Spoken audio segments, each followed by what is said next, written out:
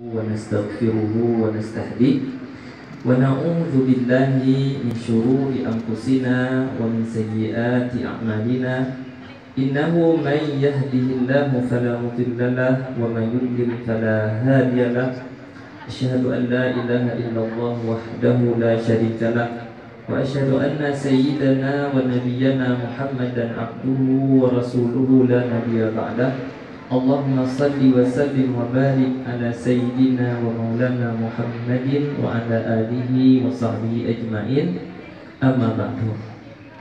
Pertama sekali puji beserta syukur kita panjatkan kehadiran Allah Subhanahu wa taala yang memberikan kesempatan kepada kita untuk duduk bersama, berzikir, membaca istighfar, kemudian berselawat dan berdoa, dan kita hadiahkan pahala dari kegiatan yang sangat baik ini kepada ayahanda kita, orang tua kita, pendidik kita.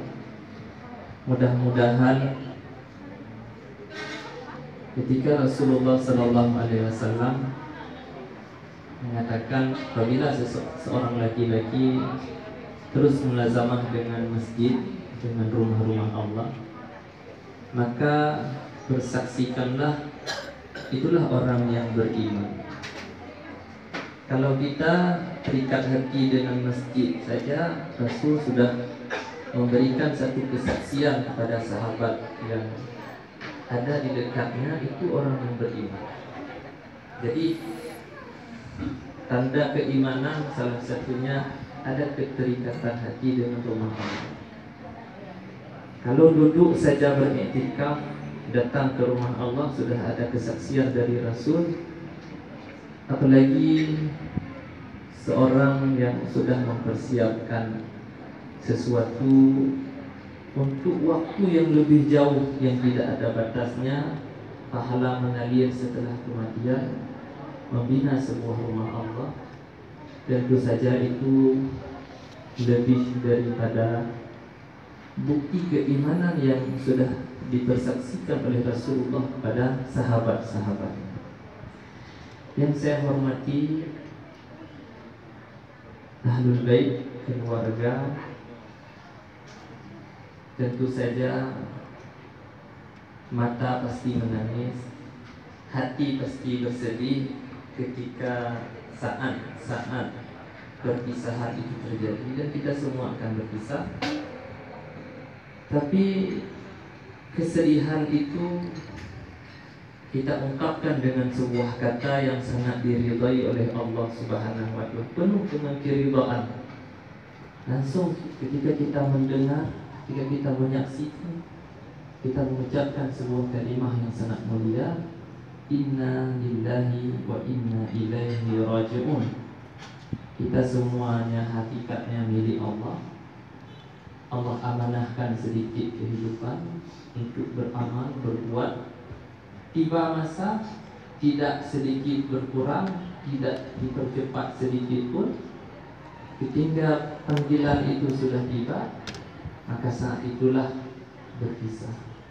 Kesedihan dan air mata tersebut kita maknai dengan keridhaan, dengan kata-kata yang diridhai oleh Allah Subhanahu wa taala. Hal ini mengingatkan kita sebuah kejadian ketika Rasulullah di kota Madinah meninggal anaknya yang namanya Ibrahim. Ketika anak Rasulullah yang sangat dicintai ini, Ibrahim ini, meninggal, Rasul mengatakan, mata mana yang tidak akan menangis? Apalagi di saat musibah itu sedang terjadi, hati mana yang tidak bersedih? Tapi kita tetap mengucapkan sebuah kata, walaupun dalam keadaan sedih, kita mengucapkan inna lillahi wa inna ilaihi raji'un.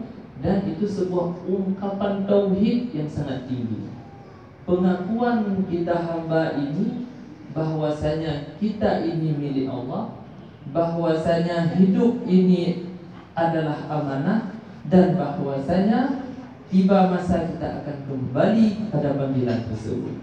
Itu kekuatan iman yang sangat kuat yang ada di dalam hati orang-orang mukmin. Bahkan suatu hari ada seorang perempuan yang meninggal keluarga dekatnya. Kemudian di daerah perkuburan perempuan itu menangis sejadi-jadinya.